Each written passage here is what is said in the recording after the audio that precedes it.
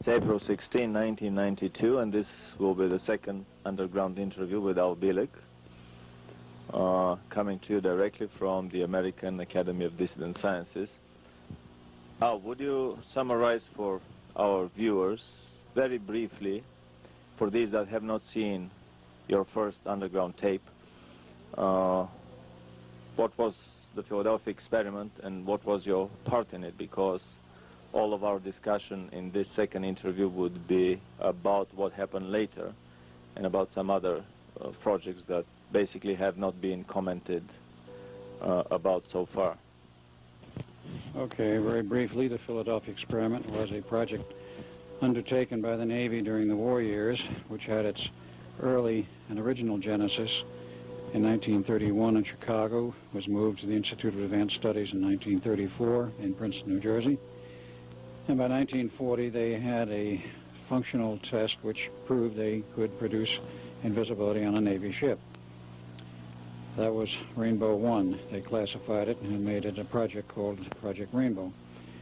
In March of 42, with Nikola Tesla having been the director since 34, he was to have a test of invisibility on a battleship. He deliberately sabotaged it because he refused to be responsible for the loss of life which he expected due to the extremely high electromagnetic power and energies involved to produce the invisibility effect.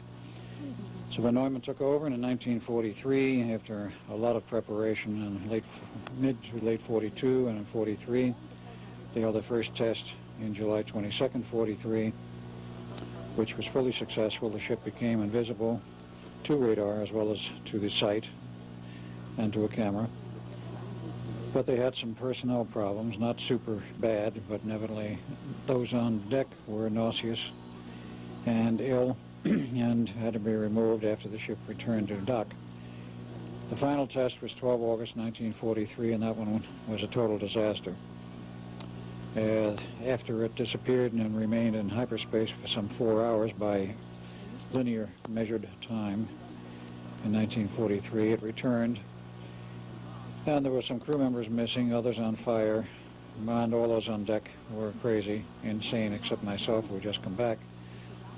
And from that point on, the Navy, after one more aborted test late in October, washed their hands of the entire thing and scrapped the project and sent the Eldridge to sea as a regular destroyer after re-outfitting it.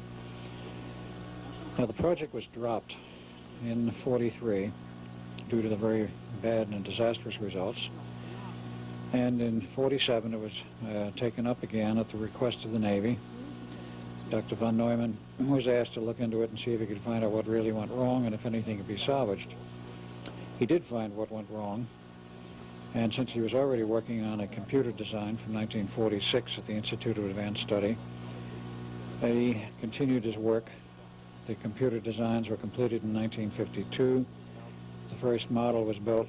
The second one went to England, and I think the third went to the Navy Department. And in 1953, with a totally new design, having been working on several projects simultaneously, they had a final test with the Navy in a totally new project in which there was no personnel interaction. They had full invisibility, radar and optical, and everybody was happy because there was no problem. So then we classified the project again and called it Project Phoenix.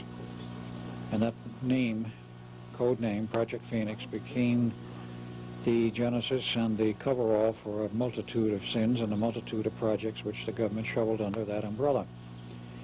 They had everything from mind control projects to invisibility project, that is the continuation of the Philadelphia experiment, to time travel problems and time travel systems and time tunnels and attempts at crossbreeding humans with reptilians and a few other little strange things all came under that umbrella.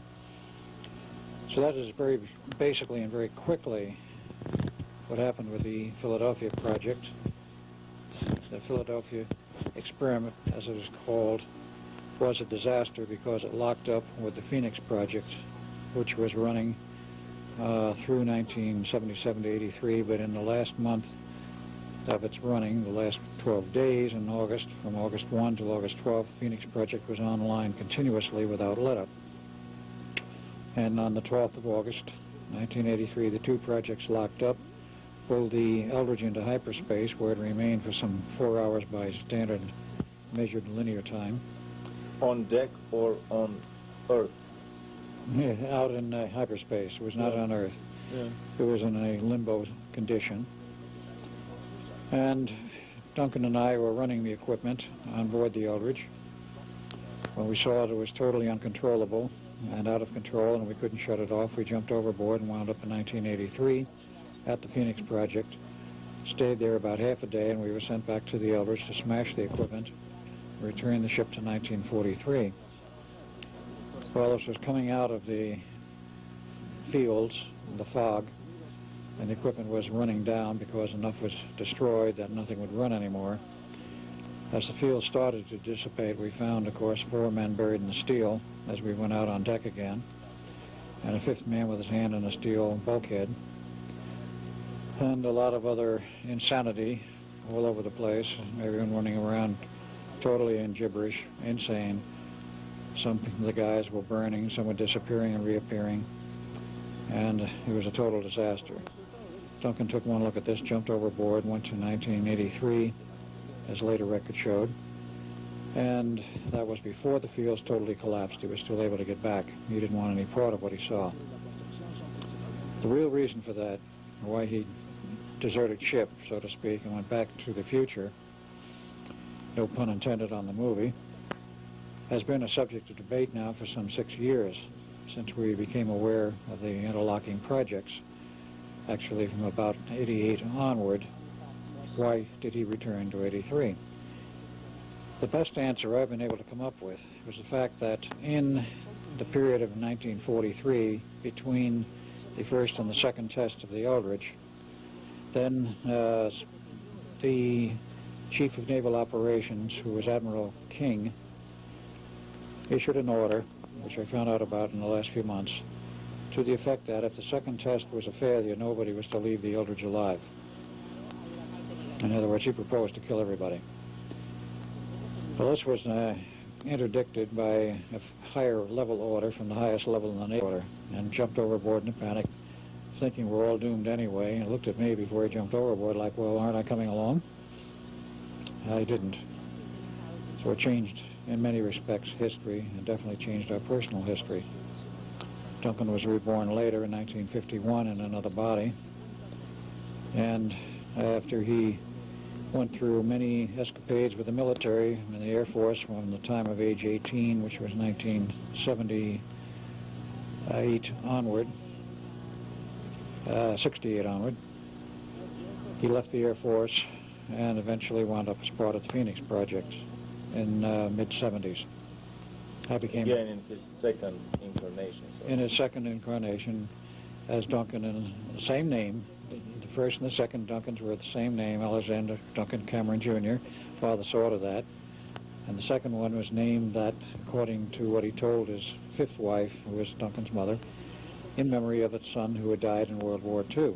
And this is not a natural incarnation? No, it was not natural in any way. Made by machines, by some technology, by the government? By aliens, combining with the government, part of the Phoenix Project.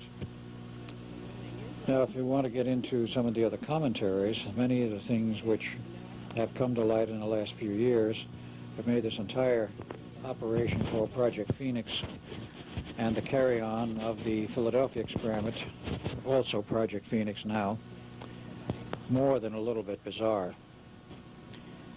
When they perfected, that is, when they made a working experiment that was without hitch, without glitch, and without problems for personnel, of course the project became of great interest to the Navy and to other military services.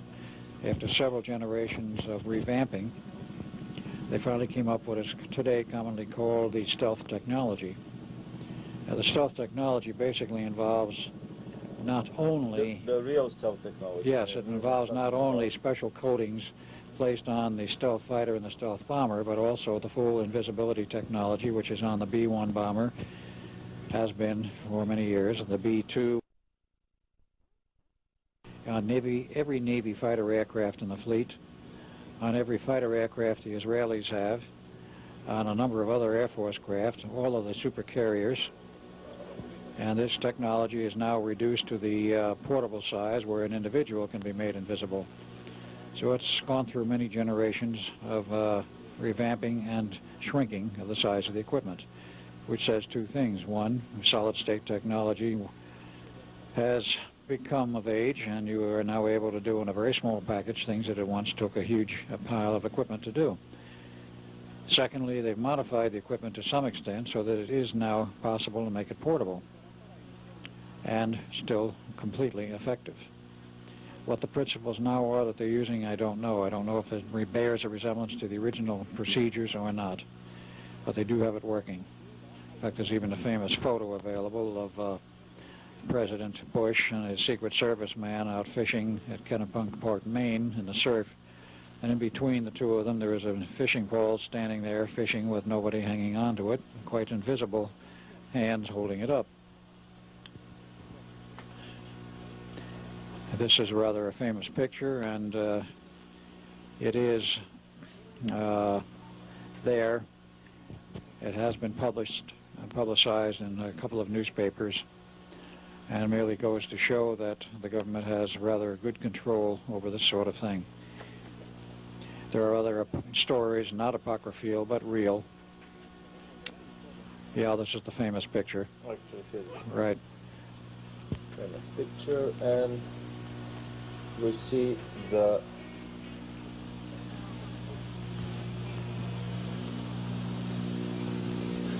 yeah, you see the president on the right in his pink shirt, Secret Service man on the left with his arms crossed, and the fishing pole standing there all by itself in the surf. And it's very strange. If you look closely, you will see down in the water there are splash marks around invisible feet. Right between the two, yes, right there.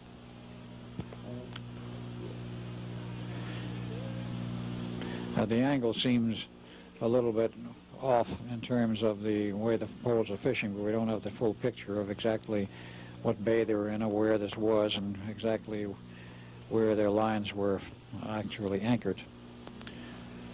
But this now can be done by either one of two techniques. One, hardware, or the second one, I understand, is they can put the human, that is a Secret Service man, through a special processing where without hardware he becomes invisible for about 72 hours. And then he starts to do the invisible man number and start to come back into visibility, and also he gets, I understand, violently ill when in the process of coming back to, quote, normalcy, unquote. Either way, they have control over processes of invisibility. Hangover.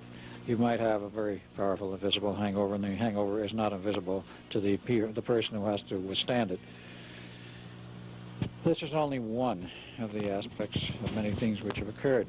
One very interesting thing here that comes to my attention is that if all carriers and if all planes are equipped with this invisibility, which basically is also a teleportation technique, then practically all confrontation on this planet become impossible, because you cannot fight a fleet that can hop around the world oceans at will, just flipping the numbers. Flipping the dials and showing up somewhere else, yeah, after turning on the invisibility. Strokes on the keyboard. There's more than one report of this, of a fleet going invisible in the Pacific, off radar, off optical view by private aircraft that happen to be flying in the area.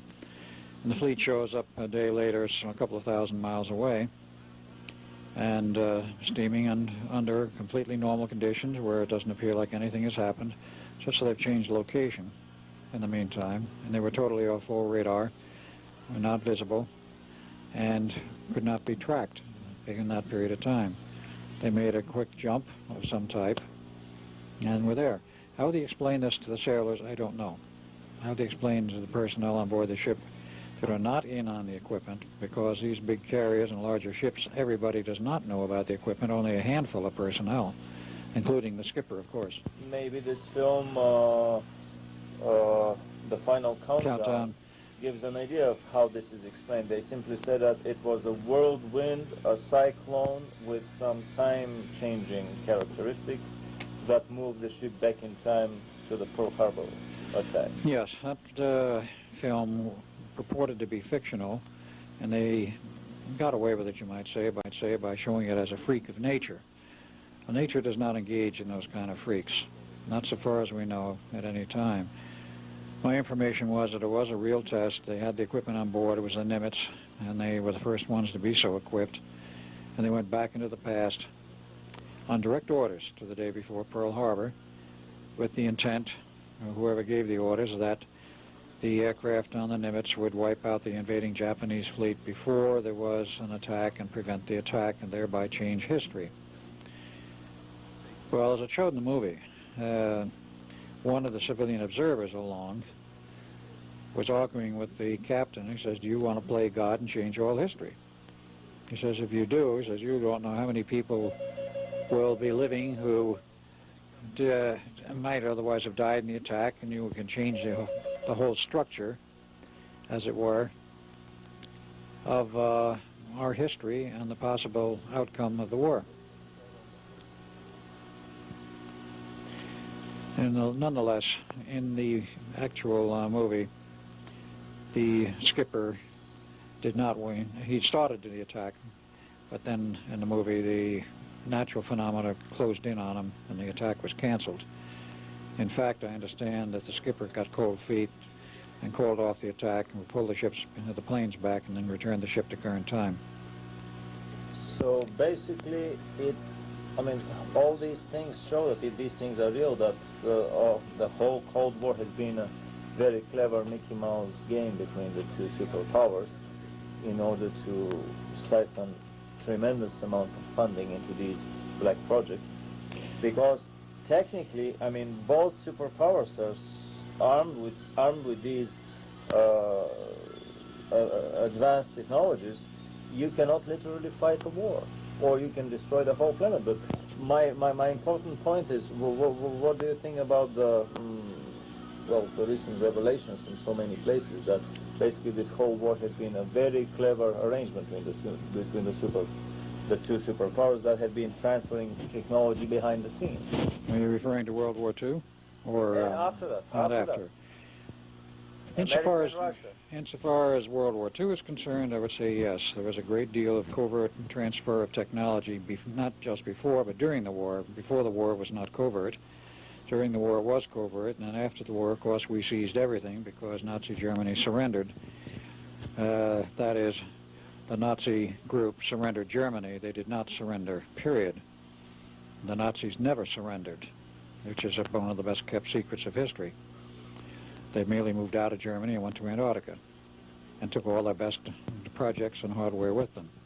But insofar as the covert technology transfer is concerned, there's a great deal of evidence that there was a continuing covert transfer of personnel. My father was in on some of this smuggling of people out of Germany to the U.S. prior to and during the early part of World War II. And with it, some of the technology, because the Germans developed their own time machine in 1945. We developed the equivalent of it with the Philadelphia experiment in 43, and an actual one in 44. These two projects have been secretly coordinated from a higher level so that to compare notes and to see which one would do it better. That would be true, except for the fact the Germans had no invisibility project. There's no evidence they had one of any kind, but there is some partial evidence to the effect that there may have been an attempt by a Nazi sympathizer to steal the Eldridge in the final test and take it out to sea and turn it over to the Germans. Or maybe it may have been an attempt by the American power elite to transfer this technology to Germany, as there have been many such cases in history of transferring super technologies to Russia before the Second World War, during the Second World War, after the Second World War, in order to boost up Germany's resistance. Possibly true. The problem with that is, however, that while at some higher level there was covert cooperation, and during the war, of course, there was a great deal of cooperation between the U.S. and the USSR, and they were given, literally, some 25 pounds of purified uranium before the war was over. The Russians were. Actually used it to develop the first atomic bomb in 1949. But this type of cooperation there was between allies, between Germany and the United States. There was a different story. You had financial interests and industrial interests who were so heavily entrenched in the world's financial structure and in the industrial structure that there were deliberate orders out that there were certain bomb targets in Germany and that you did not bomb. And I'm not talking about the concentration camps that did not bomb, but the actual industrial targets which were immune from being bombed throughout the war. The question is why and who gave those orders. Obviously they didn't come from the general. They didn't come from Eisenhower, they didn't come from anyone in Germany or Italy or England. They came from some level above. Where, I don't know. Or the case of the German ball bearings that were stripped of their swastika stamp and used in American machines, or high-grade American aviation gasoline shipped in American ships with German crews to Germany for the Luftwaffe. Well, that part I didn't hear about until very, very recently.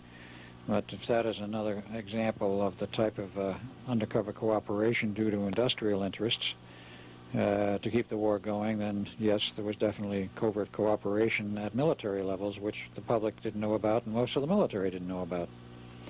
We also have the fine example of the Germans developing jet aircraft in 1939, operational, and they had jet fighter aircraft and two-engine fighter craft and jet bombers, and by 1941-42, and rockets by 43, which were ready to go in production in 41. And this was before the British ever heard about a jet engine. In fact, they only heard about it because the Germans were building them. And they probably captured one. And at that point, they tried to replicate it. They couldn't. They went to a different design, which was grossly inferior to the British design that was changed much later. But they did not have the correct design. The Americans, I understand, did proceed with the design very much according to the original German designs.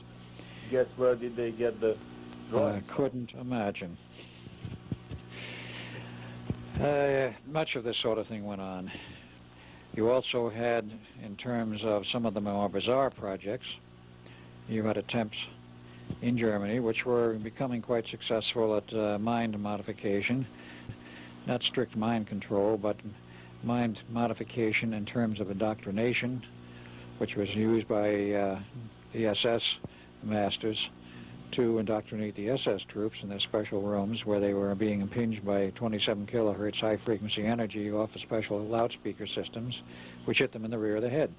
I would like to add a little comment here on the transfer of technology, and then we will turn to mind control. It's very interesting to notice, according to a study by an American professor from a major Ivy League university, I think it was a Princeton University professor, that studied Russian armaments industry from the 20s all the way to the 50s.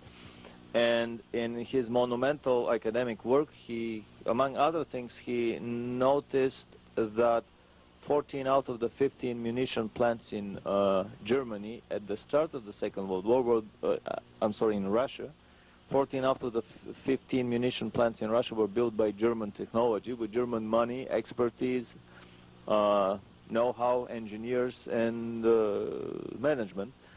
And even to these days, the AK-47, the Kalashnikov submachine gun, fires with bullets that are the original German Mannlicher bullets for the rifle that the Germans had during the First World War. So basically the Russians fought the whole Second World War with munition produced in German munition plants. After the war, I've heard stories that, for example, Rolls-Royce sold a whole factory for jet engines to Russia because the Russians were way behind, even behind the British, and the British were behind the Germans, just in time for the Korean War. So the whole Korean War was fought with MiG planes that had their engines built in a factory somewhere in Russia that was delivered by Rolls-Royce. Later on, I've heard stories about a whole nuclear submarine being sold to the Russians secretly in the 70s to boost up their submarine fleet because they were lagging pretty much behind. And so this Cold War confrontation was not very real. Everybody in the Pentagon knew that the Russians are behind in submarine production, so funding could not be appropriated by Congress for new construction. Or way back in the late 40s when the Russian ambassador stole a nuclear warhead, a nuclear bomb, and smuggled it out of Washington in his suitcase and onto the plane. All these things do not happen by coincidence or through sheer geniusness of the Russian secret services. They are cleverly orchestrated and arranged at a higher level, conspiratorial level, higher than the leadership of the CIA or the KGB, in order to coordinate this Cold War and to have the two adversaries basically equally strong, so that money could continue to be appropriated by both the American Congress and the Supreme Soviet. And this has been going on for all these years. My personal feeling is that behind the scenes a massive space program of the two superpowers, with the cooperation and participation of other countries, has been going on. And what we see in Star Trek as a fictional reality is probably a Monday, everyday, 9 to 5 jobs for a limited select group of elite intelligence personnel and elite scientists in both Russia and the United States. But I would like to have you all discuss a little bit more about the German mind control projects and how they were later carried on in the United States. Okay, the initial work that I know of that was carried on by the Germans involved the use of sound techniques, which produced a semi-hypnotic effect on the persons, groups in the SS being indoctrinated, so that the indoctrination training would take more readily. This equipment at the end of World War II was captured by what they call the Buck Rogers flying teams that went all over Germany looking for new technology, things that they wanted to bring home to the United States. Quite aside from the 30 railroad cars full of patents and paperwork, which they brought back to the U.S., they found all kinds of little interesting pieces of hardware. And one of them was this indoctrination hardware, which wound up in Los Angeles and went to the Technicolor Corporation to replicate the electronics. And the speakers, which were very specialized, wound up with Altec Lansing to be duplicated.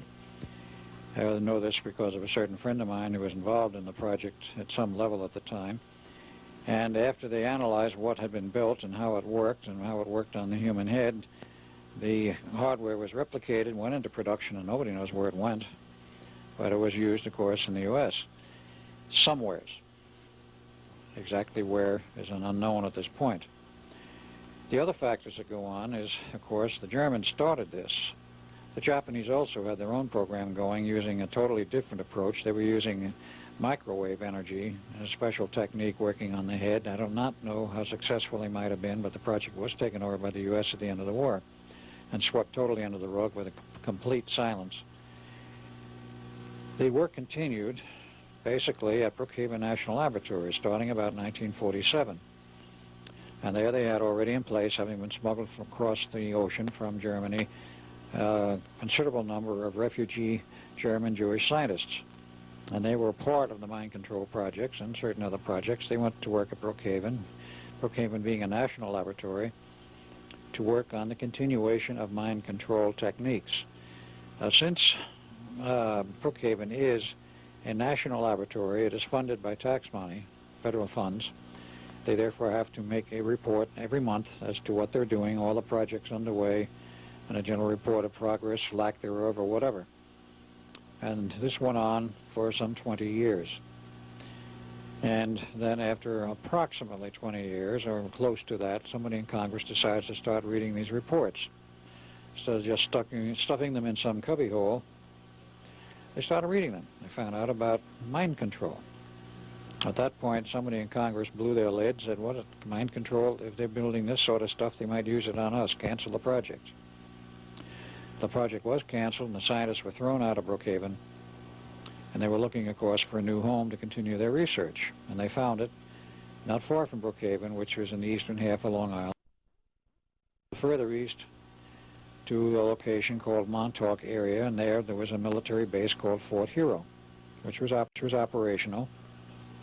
It was an Army base and an Air Force base at that time. The Army part of the base had been there since before World War I.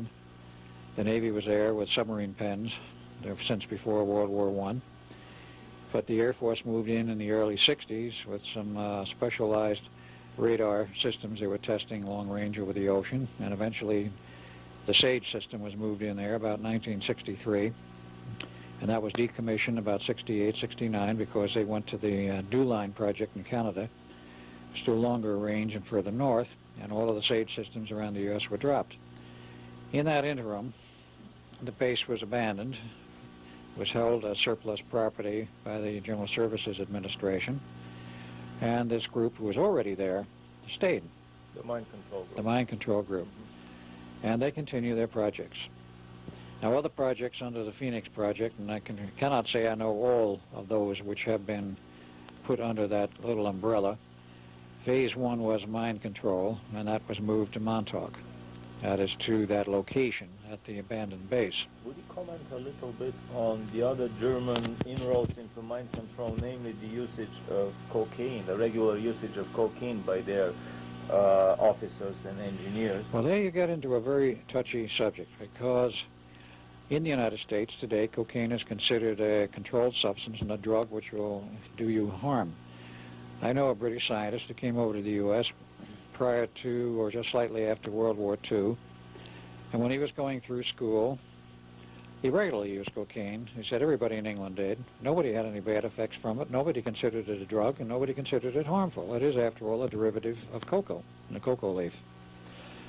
And while it is a sort of energy and psychic booster, he used it to stay up all night and study for his exams, and then be out bright and early and never going to bed, to his classes the next morning to take his exams, and he passed them. Now, this was not limited to England. It was also being used in Europe and in Germany, and at that time there was no control on the substance prior to World War II, and for some time thereafter. And it was regularly used by a lot of these people as a sort of psychic booster.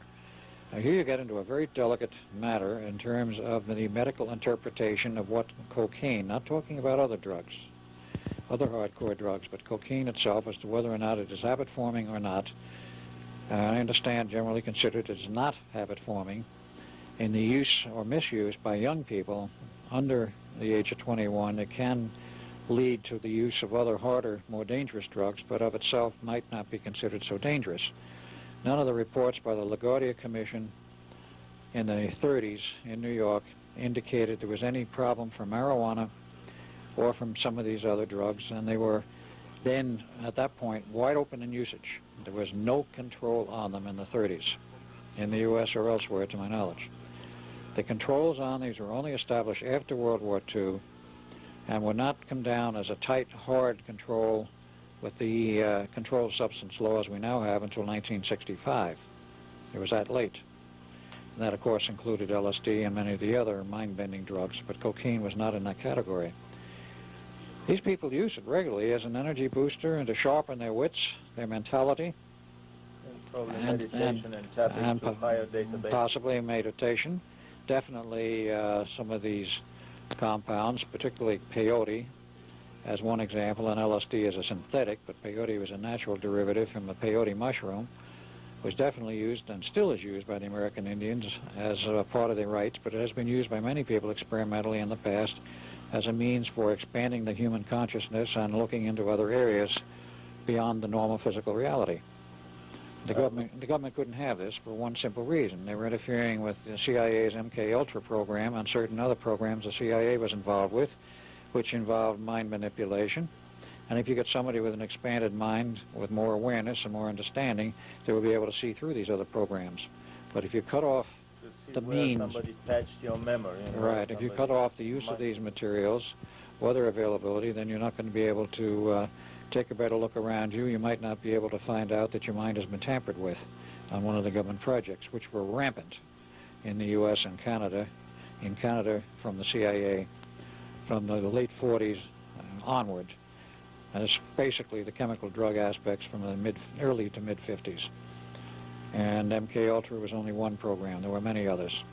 You also had other programs underway, which started in 47, went on through 52, for finding the basis for changing the memory structure, changing the personality, completely and totally if the CIA or whatever agency wanted to do this. And these programs were instituted by Dr. Wilhelm Reich in Rangeley, Maine in 1947 when he signed a 5-year contract with the CIA to do research, which was, according to what he was given to understand at the beginning, the initial point, the CIA was, quote, interested in 2 aspects. One was development of psychic ability, finding a means to improve or enhance psychic ability. The second part was they wanted to find a means to deprogram people who had been programmed. To brainwash them? Well, they didn't. Old memories? They didn't state that to Reich, but he soon found out that's what they wanted. And he blew his stack and falsified the experiments. Contract killers if necessary. Right. He found basically the means whereby you can totally reprogram a human mind at will and change its structure, its intent, its the memory patterns, the memory functions, commands being built in to control that individual so they were no longer a free agent, even though they might be under the impression they were. Certain command methods could be used to have that pre-programmed person on command do something which had already been programmed into them by CIA, NSA, or whoever was using these techniques. This was all part of the mind control programs of the 50s and the 60s and the 70s. And this stemmed from basically German work and from some Japanese work, because the Japanese work comes into the picture later in the 70s onward using RF techniques, microwave, and satellites. But this required a great deal more research in between after the beginning programs of the 40s and the 50s. Wilhelm Reich threatened to expose the whole business to the public, and he was then hauled into, they attempted to haul him to court once in 1954. He refused to show and he got away with it. He sent a letter to the judge. But he was inherently unhappy with what he had been used for and said he would never work for the CIA again. In fact, all of his lab personnel were armed to the teeth to keep out but one particular government agency, and that was the FDA. If any FDA personnel ever showed up on any of his lab property, the orders were to shoot first and ask questions afterwards. Other government agencies he cooperated with. It was very interesting for me, the connection that you were discussing yesterday between some certain indoctrination techniques by Indian yogi cults that were later introduced into the CIA, indoctrination techniques that involved some specialized sexual practices. Oh, this had nothing to do with yoga practices. This was a direct offshoot from the Wilhelm Reich techniques and Wilhelm Reich's research. Basically, I will not go into the whole 9 yards of it on camera, but basically what Reich discovered in that 5-year period from 47 to 52 was that there was a great relationship between the mental functioning of the human and sex, and the orgiastic state, as he called it, and that he found that in the orgiastic state, if you could hold that point where the person was about ready to have an orgasm, but not have the orgasm, you were held at a peak point of nervous excitation. At that point, this human subconscious and the human conscious lock together in an open line. And everything that's in the subconscious becomes available to the conscious mind. The soul connects to the mind. Right. Therefore, you can reprogram that person if you know what you're doing. And Reich found out partially how it could be done. And the CIA, after many years of work, and the NSA found out how you could complete this so that a person could be programmed with certain inbuilt mechanisms, functions, memories, change memories, whatever. And while the initial techniques were more physical, after some time in the 70s, they developed purely electronic techniques which would induce the orgiastic state and hold it electronically. Right. And these pieces of equipment are in every hospital in the United States which accepts federal funding by law. It requires a double computer One is a standard floppy, because they use these equipments normally for EEG measurement or shock therapy if they need to use shock therapy in the psychiatric wards. But with the induction of a special second floppy, which goes into a portion which is normally locked, this is the so-called orgiastic floppy, which induces which induces that state in the person who is wired up to this equipment, which now is not with big pads, but with very tiny little probes, which are 50 millimeters square. And in the certain appropriate points of the body, they are attached. I won't go into all of them, but all over the body in very critical nerve ganglia points. That person is pushed and thrown, if you will, into the orgastic state, and then by computer, they can change that person's mind, memory, programming, whatever. And when they're done, shut it off and install a final command that they don't remember anything that's happened. And then, of course, the person is released. No drugs, no messy techniques of the earlier Reichian form, and they can be done to a patient, whether it's a regular patient or an in-out patient, at any institution in the U.S. that has its equipment. Private hospitals that are not accepting federal funding do not have the law requirement to carry such equipment, but it is recommended that they do. But every major hospital that has federal funding has required by law to have at least one of these machines there, and they're usually kept under tight lock and key. This is how far some of the programming techniques have gone in this country, and this is only one example. A friend of mine who works in one of the hospitals upstate New York has personally seen the equipment, and he didn't say he had seen it in operation, but I think probably he has. And he knows exactly how it works and exactly what is done to make it function, and that it can be used for those purposes. This took many years of research after Wilhelm Reich, and of course Reich died in 1957 in prison after he refused to reveal what classified government work he was working on in early '57. And the judge said his hands were tied. He had no choice but to commit him to prison unless he could show good cause why he should not, which meant he had to talk about his classified work, and he says, I can't. So he went to prison and died there. And of course came the famous FDA book burning of Wilhelm Reich's works. They went around and literally confiscated thousands of Reich books, and in a particularly vicious form of Nazi book burning, went ahead and burned the books. These have been republished since, most of them. I think there are a few that are still out of print and held privately. They didn't get all of them, of course, but they got them in the bookstores and the places where they were normally purchased. So this was an Orwellian blacklisting. It was a form of Orwellian blacklisting. From the libraries and from the academic memory of this society. Right. He was showing in all of his published works, which was not only his journals, his Journal of Orgonomy, but all of the various magazines, the books he had written and published, which were many, about a dozen.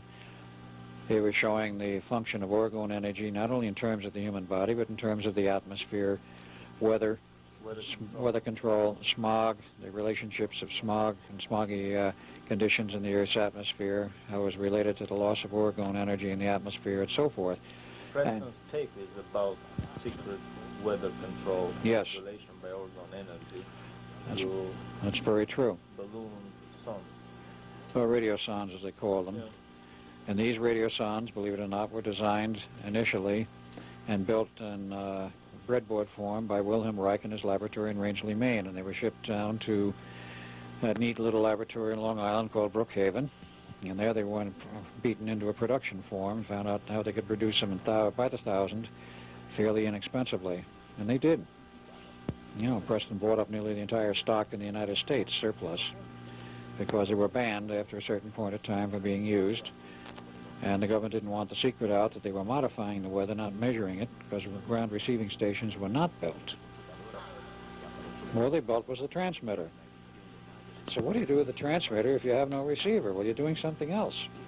And they were. They were modifying the weather on an experimental basis. And the bigger units were capable of steering hurricanes. The AMT-6 started out with a little box, an AMT-2, then a slightly larger one with a white plastic bubble on the top, shaped with a point and then with a round section. And this AMT-4 was a little more powerful.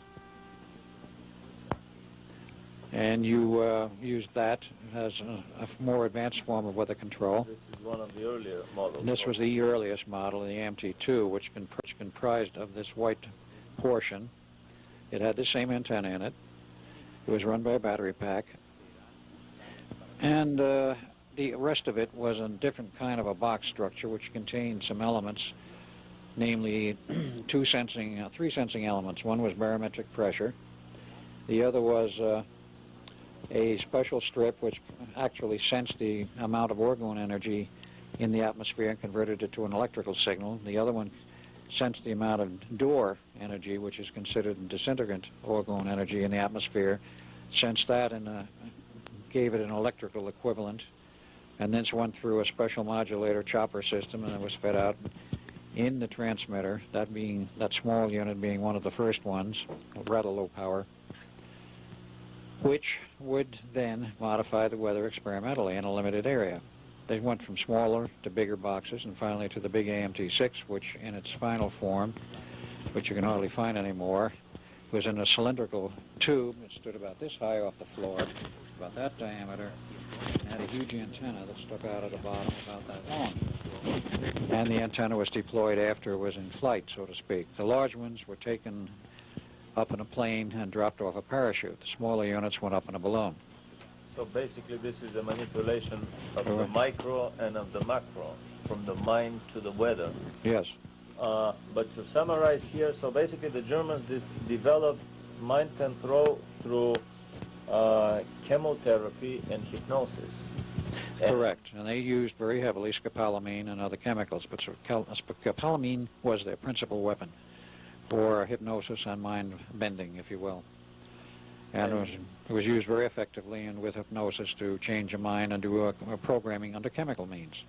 And later on, because not only the German rocket scientists got shared by the Allied powers after the Second World War, but so were all other secret scientists, so were their SS specialists, Gestapo tutors, the propaganda ministry specialists that were shared by the Allied powers. And obviously all these mind control experiments were moved and continued in the other countries. Here in the United States, I've read a lot of books about parapsychology development in the Soviet Union. In Russia, of course, the other goes wrong. Always one would read about such advanced technologies developed in the United States, but obviously they were developed everywhere. In all the major countries. Yeah. And so here, on top of the chemotherapy and hypnosis, obviously in the United States were developed the other two methods, namely with implanted microchips and with some microwave radiation. Yes, the earlier form of electrical stimulation using orgone Reichian techniques was one. Then they came to another technique under the more advanced mind control techniques, in which that was discovered by Preston Nichols sometime in the 80s. He found out about the other technique they were using, which was used and implemented at Montauk, the Phoenix Project. It consisted of a more or less standard low-powered radio transmitter. He replicated the whole system as an experimental test. He took a 250-watt surplus radio transmitter operating at high-frequency range, which says between 3 and 30 megahertz, designed a special modulator for it, and then had a tape recorder which had a tape recorded on it which said, in essence, quote, anyone hearing this message will call such and such phone number. And that phone number happened to be a Long Island phone number in the home of a friend of Preston's. He didn't use his number. Now, the criteria of this thing was none of the victims were to have and did have a radio receiver. What they were doing was broadcasting second-order energy, which the human mind picks up and decodes directly, as if it had a radio receiver. The human mind does have a radio receiver operating at second-order frequencies. Telepathic receiver, basically. Basically a telepathic type of receiver. And you can make it work just as well with an RF transmitter, a radio transmitter, if you know how to do the proper modulation on it, because what you're doing with a tube-type transmitter is you're already emitting not only ordinary electromagnetic waves, which is first order, but second, third, fourth order, And does not go through solid-state electronics. Correct. And what they did was turn this thing on and let it run for maybe 8 hours a day for about 3 days. He wanted to find out, Preston that is, wanted to find out if this technique was valid, i.e. would people hear it in their heads. Now, they did. They had a tape recorder, an automatic answering machine tied to his friend's phone number for about 3 days. They received over 600 phone calls from all parts of the eastern seaboard of the United States and as far away as Florida. When they finally went through them all, they found that there was actually only about 200 separate individuals. Some of them called several times because this message was on the air for about 3 days. It stopped then because of the fact that somebody in the government found out what they were doing, located the transmitter, which was no problem for the FCC, with all of their portable vans, and hauled off the transmitter. Next thing that happens, the tapes are recorded and the telephone system disappeared, and then sometime after that, the gentleman who let his home be used for this little experiment disappeared himself.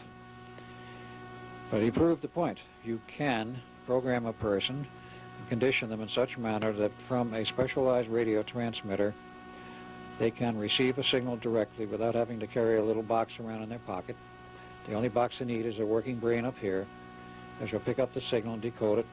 And if they're already preconditioned, this is the key, they must be preconditioned by whatever programming is put into them. If they're preconditioned to hear this signal, because you see, everybody can call in, only people have been preconditioned. They hear the signal, they go for the phone, they call whatever number they're supposed to call, and then what can happen from that point is, this did not happen in this case, but what can happen is that some respondent, whether it be a machine or a person on the other end, will provide a secondary trigger which will then trigger the whole program which this person has buried in them. And then they become the robot, the automaton, to do whatever they're doing, like mass killers, schoolyards or cafeterias, or in the tops of the Belfry Tower at UFC Berkeley, which is a famous case there, where this guy went up there, gunman went up there with a rifle and shot about 15 people. So it's your opinion that it was an experiment? It could have been such an experiment? That could well have been. And you have the famous case of Sirhan killing Jack Kennedy. He shot wildly. He hit Kennedy with one bullet, but it was proven forensically that the bullet that killed Kennedy never came from Sirhan's gun. It came from somebody behind Kennedy, firing from less than 3 inches from behind his right ear. And that man was, of course, one of the guards who was a substitute that day for the regular guard. They plan these very carefully. But then they have to have a patsy. So Sirhan was a patsy. He was accused, he was tried, and he was convicted and went off to prison. He probably never did any severe damage to him at all. And then you have, of course, the even more famous case of John F. Kennedy, where they said a single gunman, single bullet theory, which has been so thoroughly exploded in recent years. There were at least 3 assassins, and some of the films show it, and some of the private photos show it. And of course, poor little Mr. Oswald, ex-CIA agent, was the patsy, and they sacrificed him, purposely set up, to call him the gunman. And if that wasn't enough, of course, in the basement of the police station in Dallas, Mr. Jack Ruby runs forward and pulls the trigger and shoots Mr. Oswald on national television. He didn't die then either, by the way. He died on the operating table later. They made sure he was dead before he left the operating table. And he said himself, that is Oswald, I didn't kill anybody. He never pulled the trigger. He wasn't even on the 5th floor. And that shows very clearly in the movies. These kind of mind manipulation techniques are everywhere. The problem is you don't know who is pulling them or what they intend to do with them or how far they intend to go. What would you comment on the implantation of microchips into the human brain for the purposes of listening to the sounds around the person, maybe even getting visual signal from what the person sees, to, from one point on, turning the big master switch and assuming control over that being and actually commanding it what to do. In one of last year's issues of the Mutual UFO Network journal, the MUFON UFO journal, there was a very good article of about maybe 24 papers in official academic medical journals about implantation of microchips into pets and human beings, into human brains, for the purpose of mind control. Some of these papers were from the early 60s, which means that more than 30 years of such research has been going on. This is a topic very important in the field of ufology, with all this mind implantation by the little grays going on. And it has been my suspicion all along that many of these techniques have been in the arsenal of the government, and so one should look first of all into his own government and then into some aliens doing this massive implantation. The rumors are that from 1 in 40 all the way up to 1 in 10 from the United States population have been implanted. Well, if you go into the history of this type of mind control by signal, by external control, you can go back as early as 1960 when Dr.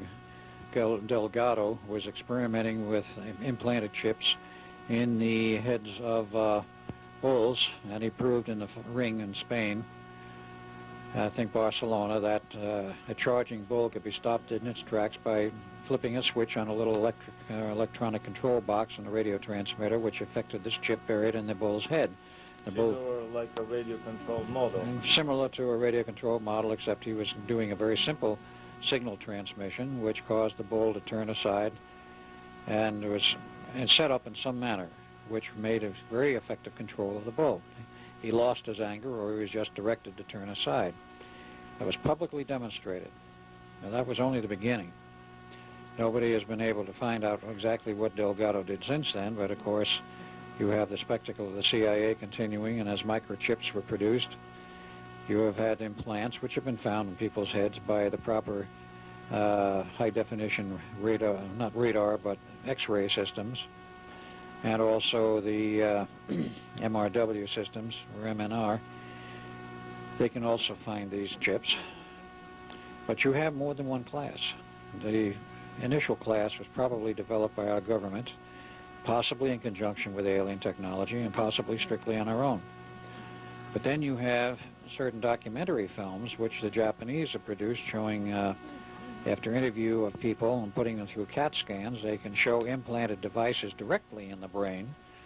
They cannot figure out how they got there, and they know damn blessed it well they can never remove them because it would kill the person to try and dig these things out of the brain. And they cannot explain how they got there. They cannot understand the technology involved because it's not terrestrial technology. It's one of the proofs about UFOs and ETs. Some of these implanted devices defy any medical skill we have to put in the head where they are.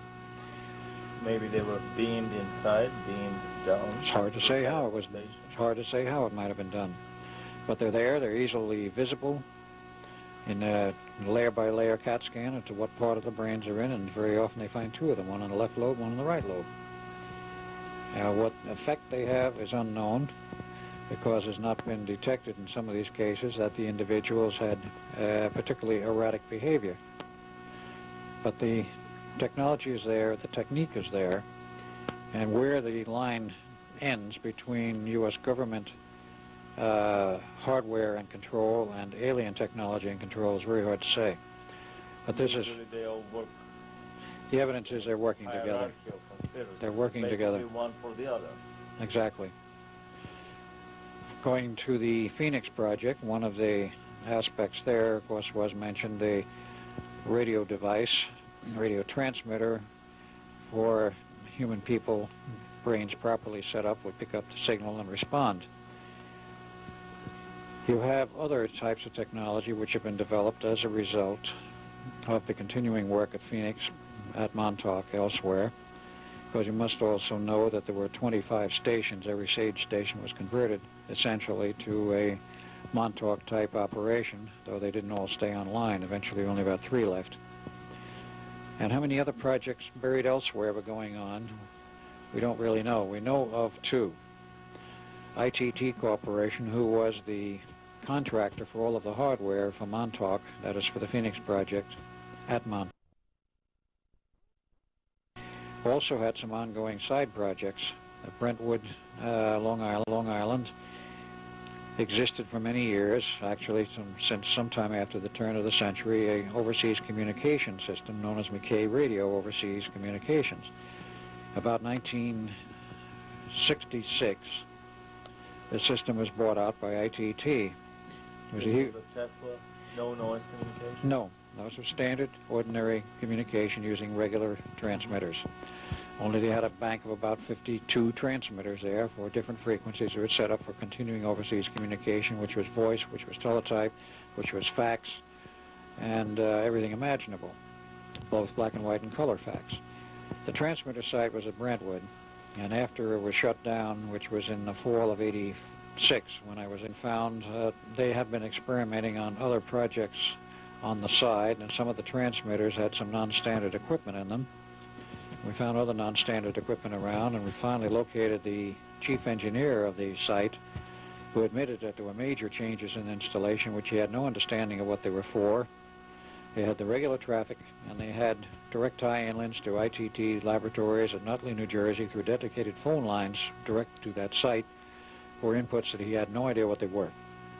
He said it was totally controlled from ITT Nutley.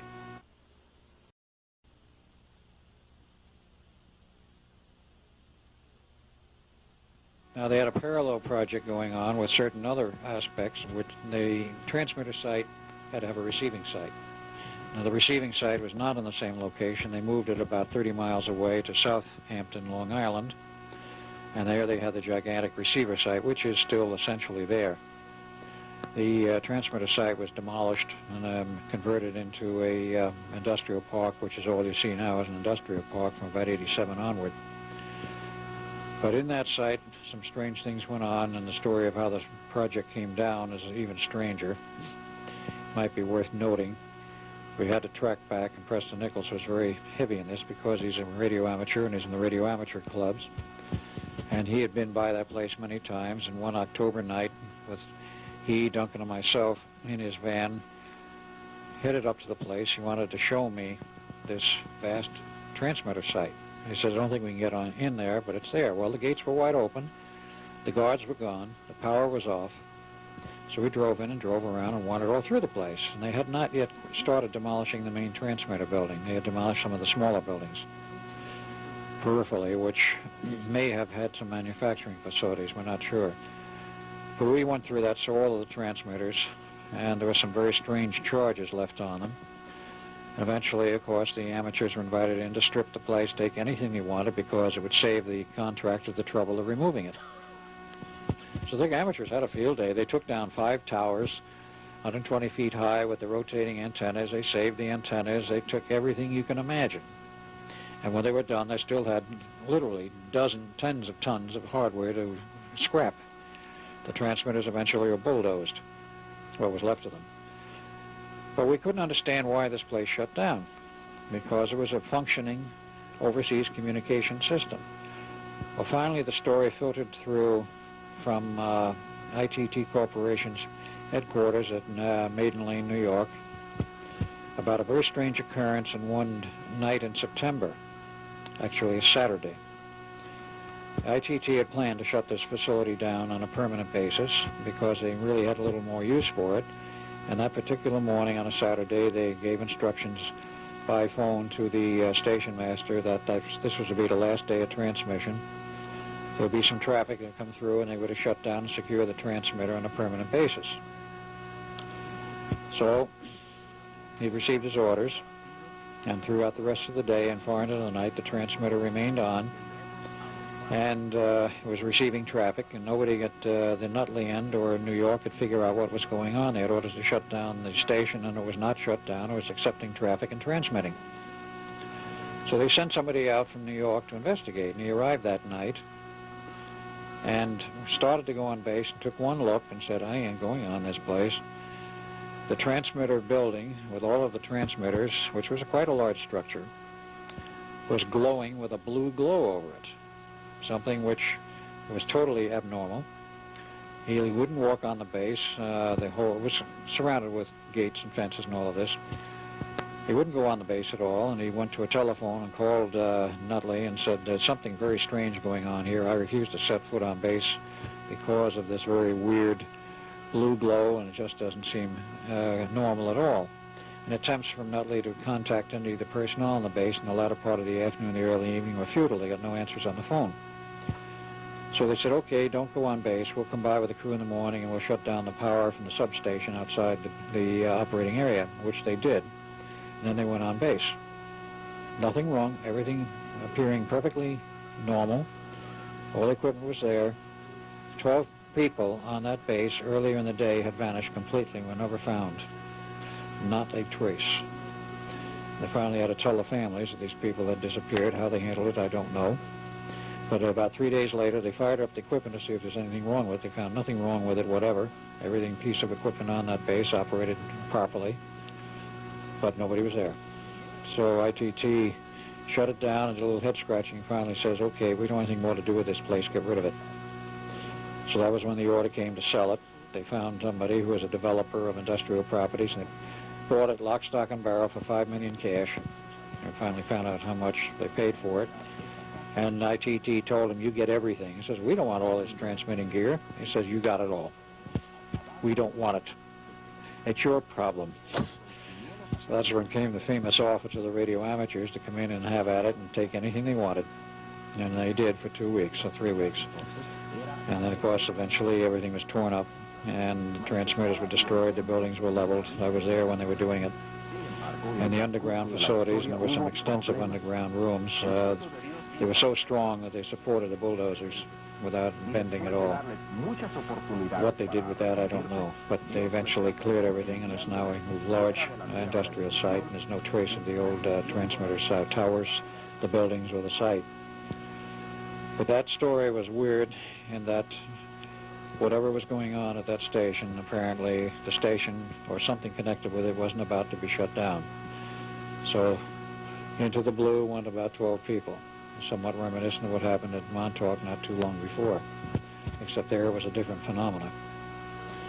Well, that's some of the strange things that have turned up in Long Island in the process. This reminds me of these additional byproducts of the Philadelphia technology way back in the 40s when seamen were disappearing off the deck of the Eldridge, and then somebody else appeared, another seaman appeared in Italy, buried in a brick wall.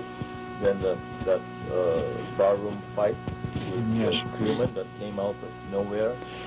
Yeah, they were all interesting stories. The one about the barroom fight is documented. I do have the newspaper clipping finally, which documents a group of sailors coming out of, as they put it in the paper, the rear room of the barroom, fighting and engaging in a brawl, and involved themselves with the customers in the bar, and bar stools were overturned and things were damaged, and they estimated $600 worth of damage, which was quite a lot of damage in 1943. And the MPs and the SPs were called, and the police and the shore patrol hauled off the sailors, and the Navy said they would repair, pay for the damage that was done. The only problem with the story was there was no back room in the bar. There was nothing but a wall. And it would appear that these sailors came out of the wall, probably connected with the Philadelphia experiment. We don't really know, as has never been run down for the ultimate answer as to where they came from. The other story I've heard once, and I've not been able to get any data on it, is that about the same time a sailor, an American one, turned up buried in a brick wall someplace in Italy. Quite dead when discovered, but the body was half buried in the brick itself. And this was very reminiscent of what happened on the Eldridge, where 4 bodies were buried in the steel, 2 horizontally in the deck and 2 vertically in the bulkhead walls. So the phenomenon that was created by the Philadelphia experiment in the final test was enormous. It was very far-reaching and was very, very destructive of many things. And we perhaps do not yet know the full story of what it really did. But we do know that the Navy, of course, wouldn't leave it alone. Eventually had to pick it up again in 47, which I've already outlined. I remember a story here, a very interesting story that I heard on American radio, American Forces Radio in Japan, in the late 70s about a big rock that was a program on unexplained phenomena, Fortean phenomena. One night, a big rock, huge boulder appeared out of nowhere in the middle of the city square of an American city on the East Coast. Next morning, all the city elders gathered. The rock was so big they couldn't haul it in any truck. They had to cut it in pieces or to dynamite it. Scientists were called in, and one of them said, well, maybe this is a materialization of some material out of a different dimension. And I said, nah, different dimension, my left foot. That was almost 20 years ago, when I have absolutely no idea about time travel, about different parallel dimensions and so on. Yeah, the 14 phenomena were absolute taboo in Eastern Europe, and still are widely unknown. But the program ended with the words, and the name of this scientist was Albert Einstein, and I clearly remember to this day cold ants crawling down my back, because I realized that there may be something more serious to this rather than just a simple joke. Then I remember another story in a science fiction magazine. My personal feeling is that many of the science fiction stories that we read, and even many of the tabloid reports that we read, and that the supermarket checkout lines are daily, I'm subscribed to most of the tabloid papers, and the Weekly World News is my favorite one. My feeling is that this is a very subtle way of manipulation and of education of the whole society. It works on a principle similar to the immunization of an organism with a weakened poison or a weakened disease, so that the organism can develop its antibodies. In this case, the lowest strata of society that doesn't read anything else but tabloid papers serve as this sacrificial lamb that is exposed to the dangerous, threatening information, and through many years of such bombardment, they finally learn to live with UFOs visiting us every day, or the government manipulating space, manipulating time, manipulating the genetic code, creating hybrids between humans and animals, between humans and aliens.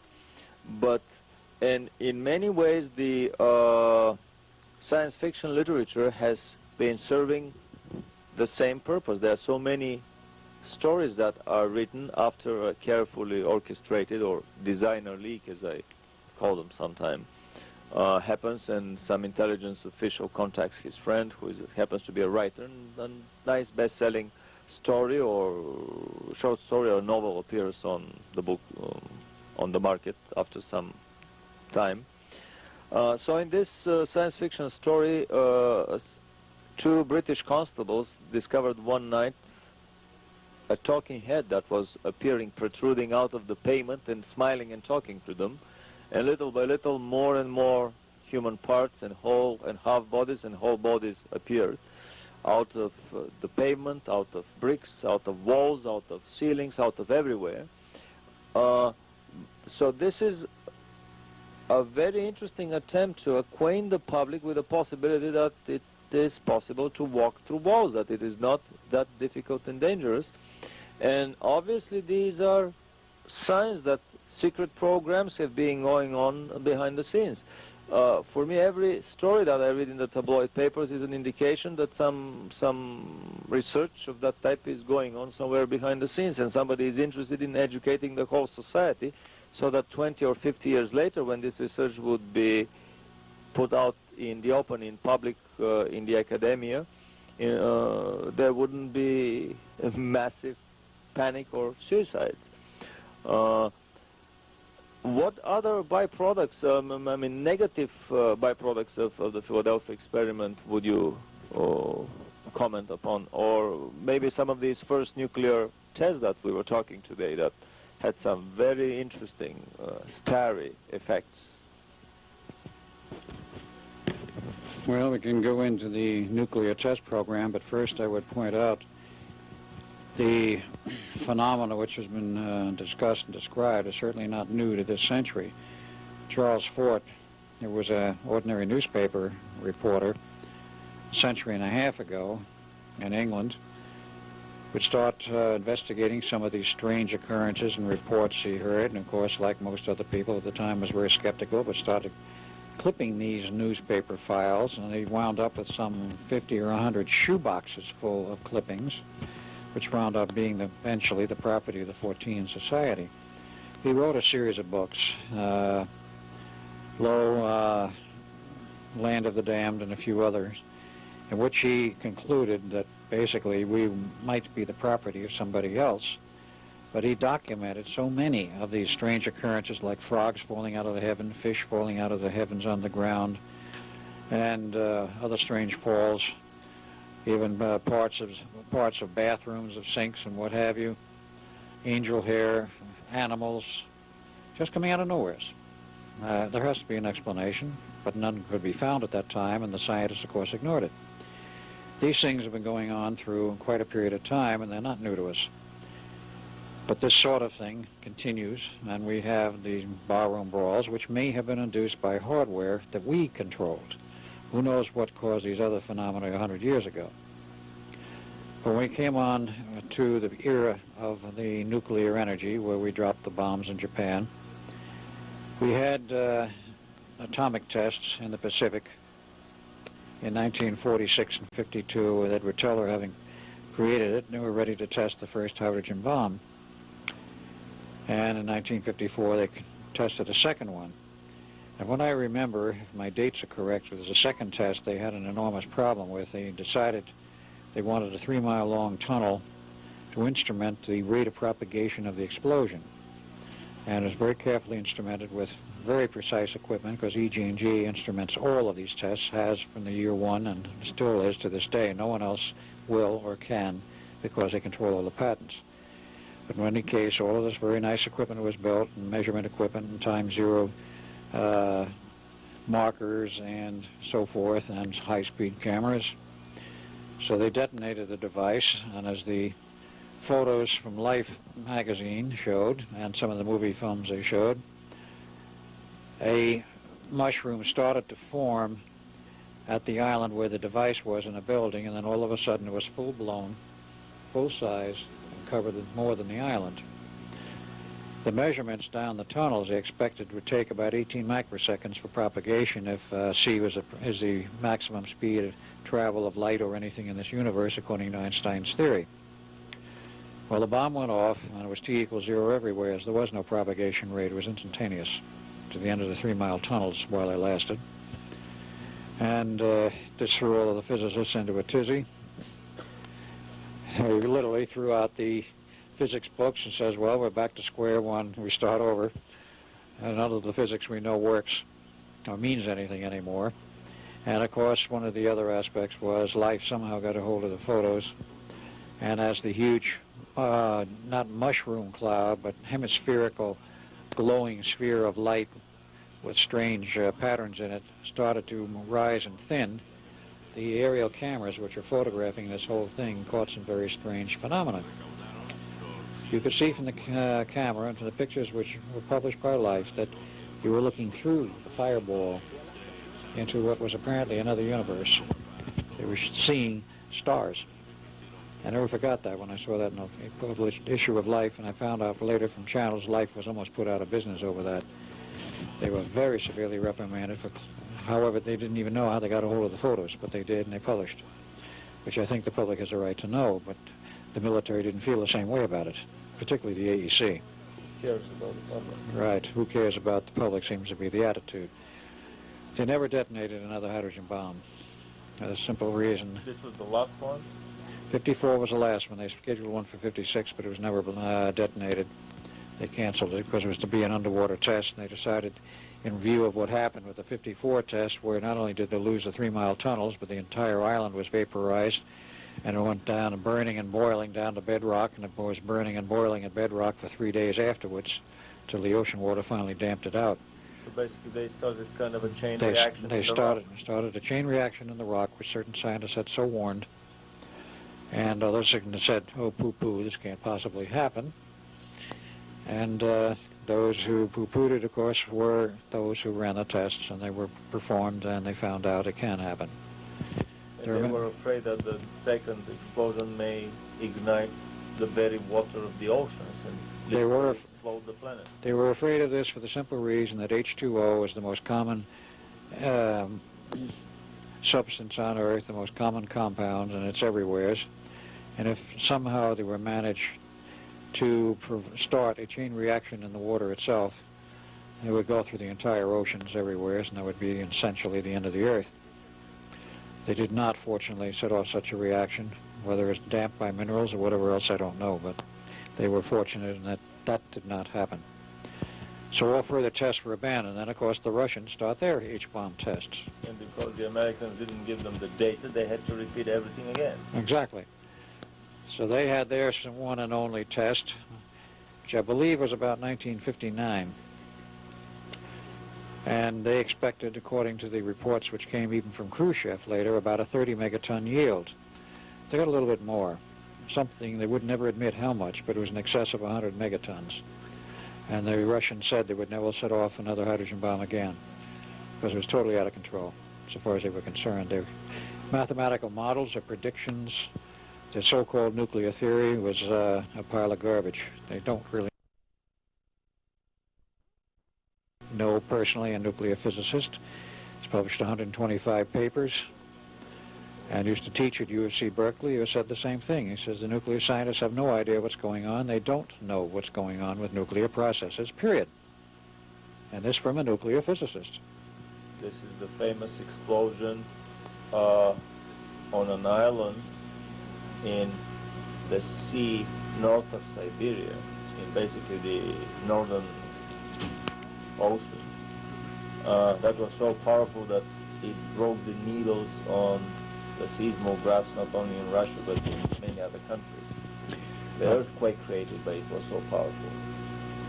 Well, that one I did not hear of. I most certainly don't hear of everything, and that's why it's necessary for people to get together and compare notes and do networking. Today, the networking via computers is what's getting information around faster than it can be stopped, because you cannot stop the network if the computers are on. It's nationwide. And all of the little computer bulletin boards, which are maintained privately. And this kind of information does get out. Back in the 50s, there were no computers and computer networks. It had to be verbal.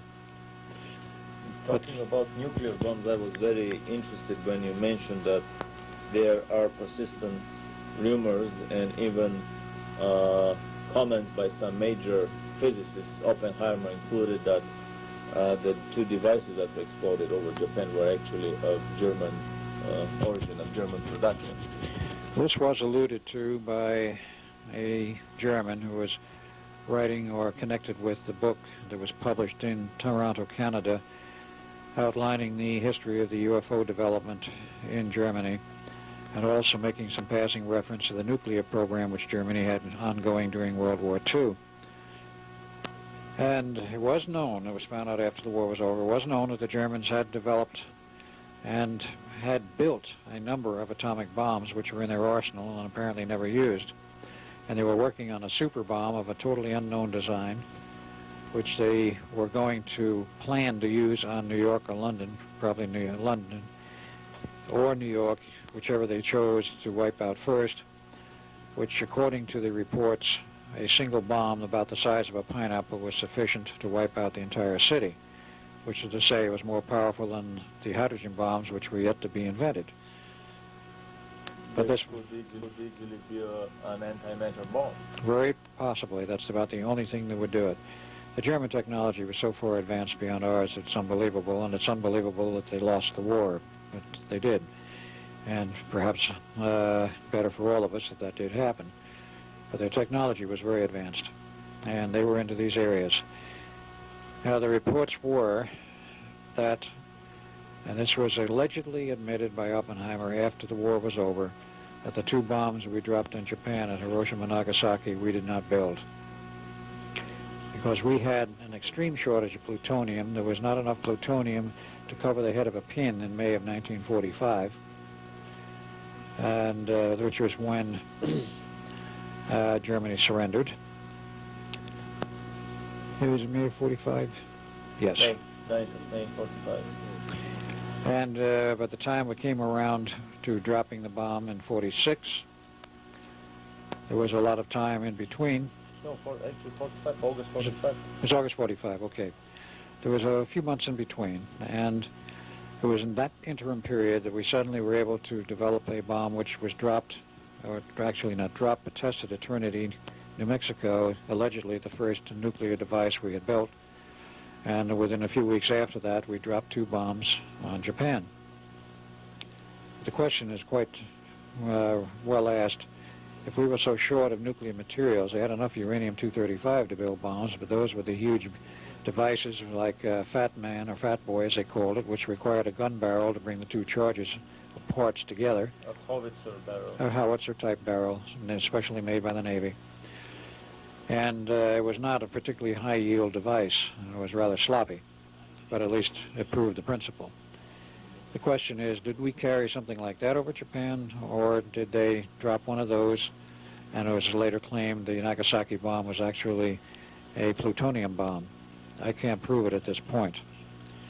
But I do know there were enough records at Los Alamos, where I was at the end of the war, to show that the Germans had developed quite a few nuclear devices.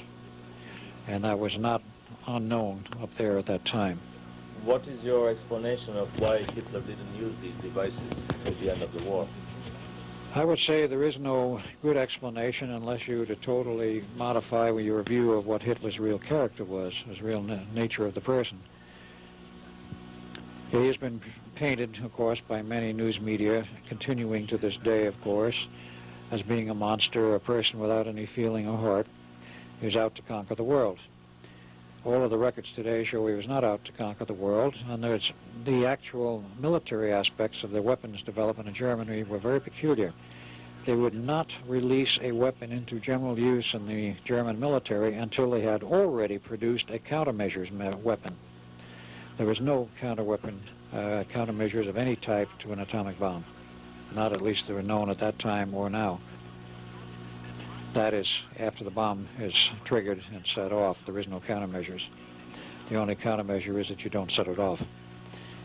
It may have been for that reason that Hitler refused to use it. So it's a speculation, of course, at this point. If he had it and he was losing the war, why didn't he use it as a military weapon? He many times ignored the advice of his own military high staff because he got into the area of the Aryan racial considerations, the racial superiority, and when the British were on the beach at Dunkirk waiting to be evacuated back to England, after they were driven into the sea, the German High Command wanted to kill all of the British because, after all, they were soldiers and there was a war on, and there's about 500,000 and there were prime targets and legitimate targets in terms of war to be eliminated, as you would eliminate any army in the field. Hitler interceded and says, no, you will not attack them, you will let them escape. They're Aryans, you don't kill Aryans. That was his thinking at the time. The British survived, of course, and some Australians and others with them. And the end result, of course, they lived to come back to Europe another day, which, of course, did happen. But he had some very peculiar philosophies, and one among them was he did not want us to wipe out necessarily a lot of Aryans, which he considered the British as being. So one has to take another look, no matter how difficult it may be, at some of Hitler's philosophy and find out where his head was really at, because you will not get a true picture from the current propaganda or the ongoing propaganda from the end of World War II or during World War II. Much of the propaganda that was against Hitler from our side after we were in the war, of course, portrayed him as a beast. But remember two things. Hitler never had a bodyguard. He had military around him, but he never carried bodyguards around with him like every president in the United States does, particularly in the last two administrations. And number two, when he went anywhere in Germany, the children all ran up to him. They actually loved him. And children have a way of knowing psychically when somebody is evil. Now, if they didn't shun him and they ran up to him on a regular basis, you cannot stage manage this all the time. You can stage manage it perhaps a good part of the time. But all of the newsreels are there as testimony. He went all over Germany, sometimes very much alone, without bodyguards, would hike in the mountains alone. If that man was so evil and so hated, why did the German people not attack him? Very similar to the way Russian children would rush to Stalin and shower him with flowers and kisses and hugs. It's an interesting way of how a totalitarian country can manipulate its population and through propaganda can paint a picture of a person being the father of a nation. True, and he was, in the case of Hitler, he was considered not only the Führer, the leader, he was considered in many respects the father of the new nation, the Third Reich, and that he had made many promises and he kept them all, namely guns and butter. He would pull the nation out of the poverty it had been in, rebuild the nation, rearm it. He did all of these things. Regardless of how he did them, he did them. And regardless of the concentration camps for people who were dissidents, he did reunify Germany and keep his promises. And he also kept another basic promise, which was the reason why he achieved power in the first place, was he promised to throw all of the Bolsheviks and all of the communists out of Germany, and he did. They were threatening to take over Germany in 1928-29. There was a very serious movement, a communist movement in Germany at that time before he acceded to full power. He was in a semi-full power from 1930 on, but when the burning of the Reichstag, and he became... which actually was ignited for on trial in Leipzig for the burning down of the Reichstag. That part I wouldn't know. But that's another long story. Right. Other than the Bulgarian involvement, as usual, in not only the killing of the Pope and burning of the Reichstag, but in other famous espionage affairs in Europe. I would like you to comment if you have any information about particular extraterrestrial race involvement with the Germans. I've heard about crash saucers in Peenemünde or elsewhere in the Bavarian Alps. I've heard about some races coming and getting disillusioned and going from Germany. Well, there's a great deal of information, and Billy Myers is a source of quite a bit of it, that the Pleiadians approached Hitler, a specific group of Pleiadians, approached Hitler in 1933-34, and eventually, after first approaching the U.S. and being rejected by Roosevelt, they went to Germany, made a deal with Hitler to provide him with technology and help build up the nation. And their price and requirement was that he would take a very easy stand and no rough stuff in handling the Jewish problem, which he said, we know you have, but he says there will be no rough stuff. Now, Hitler in that day readily agreed to it, because history shows that in the period up through 1940-41, there was no rough treatment of the Jewish and other dissidents in the concentration camps. In fact, they were treated quite well. And that there were plans to repatriate all of them to Madagascar, that island south of. Right, there was that plan, and of course the Madagascarans apparently rejected it. They wanted no part of it. But in any case, there were plans to do this. The National Socialist Party, in the period prior to World War II, did not and could not conceive of a massacre of the Jewish people. They knew it was a problem, they wanted to get rid of them, but they didn't know how to do it, and it was an endless debate. But quite aside from this, the Pleiadians said they would provide them with technology, and there was the rumor and the story of a crash saucer that came down in the Bavarian Alps in sometime in late 1935, which was a source of a lot of German technology. Now, this story has been repeated many times by people who came from Peenemünde who found the wreckage of a UFO in Germany after the war was over. In the same place or at Peenemünde? At Peenemünde. So this is the second crash. I don't know if it's the second one or not. But they found the parts and pieces for it, and they knew that the Germans had some kind of outside help. Now, from what I understand, the operation with the Pleiadians, they provided some personnel also, went ahead, they developed fast new technologies, and they moved very rapidly in developing their own technology, and some highly advanced technology, which included circular foil aircraft, which started to show up in the research areas in 1937-38, were actually being built as early as 1939, replicas of the Pleiadian craft, but not with the Pleiadian drive. What I understand, they never did solve the Pleiadian drive system, but developed their own. Victor Schaumburger, who is well known for his contributions technically to the flying saucer, circular foil aircraft, if you will, technology, is known throughout the world for his aircraft designs and the circular foil aircraft designs. Eventually developed a true electromagnetic anti-gravity drive, and this came in the latter part of the war. But this one basically all stems from the Pleiadian giving of technology to Germany and a lot of other ideas. How much was given, we don't really know. But I understand that about 1941, for whatever reason, the Pleiadians pulled out. They would no longer support Hitler. And in its stead came via, the information came via a respected channel that I know of, and I do not mean a metaphysical channel, but a very physical, real channel, an ex-agent of the government, U.S., who knew Germans during the period right after World War II, and they used to tell the stories about how the Greys made a deal with Hitler, the little 3.5-foot Greys, allegedly, and gave him technology, and they wanted humans to experiment on. And the stories are that Hitler told them, he says, you can't have any of the Germans, the Aryans, but he says you can take all the people you want out of the concentration camps. I don't give a hoot about them. And they did. I am told that there was a large discrepancy in count between the records of those who went into the camps, those who came out alive, those who were there dead, in which they had skull bones and other evidence of who had died there. There was still a large number unaccounted for. What percentage, I don't know. It may well be that the Greys took some of them out of the camps for their own genetic experimentations under Germany. The second largest area of Grey invasion is in Europe. The primary area is in the U.S. But this is just another side issue. I've been thinking about this crash landing of UFOs when an alien nation wants to establish contact with a particular planetary race.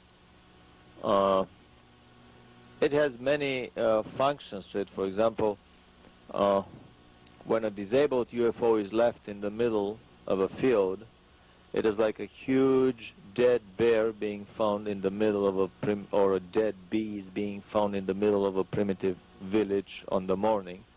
People are afraid of it, but eventually they overcome their fear. They start dancing over it, and little by little they develop their stories of how to fight these beasts. So my feeling is that these are all engineered crashes, and these are old surplus ships that are left on the planet for the locals to explore and to slowly get over the fear. If it is a live UFO with live aliens coming out of it, it would be a panic similar to what Orson Welles caused with his dramatization of The War of the Worlds. Another interesting detail here is that many times the aliens conclude a treaty with a government, but with the very top echelon. Less than probably 10 or 20 people in the whole country know that there is a treaty with aliens, and that information is being transferred from their civilization to ours. And so crash landing of a UFO is an interesting explanation for the lower echelons of the engineers and the military of this sudden explosion of new ideas, new solutions that come literally out of nowhere, as we have all seen. And especially I was astonished myself in my research of the last year, starting very skeptically to research the rumors of German UFOs, and only in 1 year discovering more than 50, 60 different models of flying craft powered with every possible engine that we know of, and some other impossible engines that the Germans built, especially for the UFOs. So my point is that such crashes are organized, engineered, so that to explain away this sudden explosion and cornucopia of new technologies to the rest of the engineering elite, without having to reveal to everybody that, oh yes, yeah, we are in contact with aliens. Well, it's a very interesting point, because the cover-up that is persisted throughout history, and I'm not talking about modern history in the last 50 or 100 years, but throughout history, all of the researchers have shown, whether you quote G. Cope Shellhorn, who is a PhD and a biblical scholar, and has shown that UFOs have existed throughout the ages, going back at least 5,000, maybe 10,000 years, and there's ample evidence of it. There has always been somebody here that's been contacted, and it usually is going to prove to be that it was the kings, the priests, or those of the highest echelons of government. They didn't want the general public to know that they were trafficking with aliens, if you will, and for whatever purpose or reason. Now, in the current era, let us say the last 100 years, you have the same problem. There were aliens around this planet. And in the period of more modern history, which I would say, let us say from the time of the fall of Atlantis, or the destruction of Atlantis, which many people may still dispute, and a lot of scientists want to dispute, but there's more than ample evidence if you know where to dig.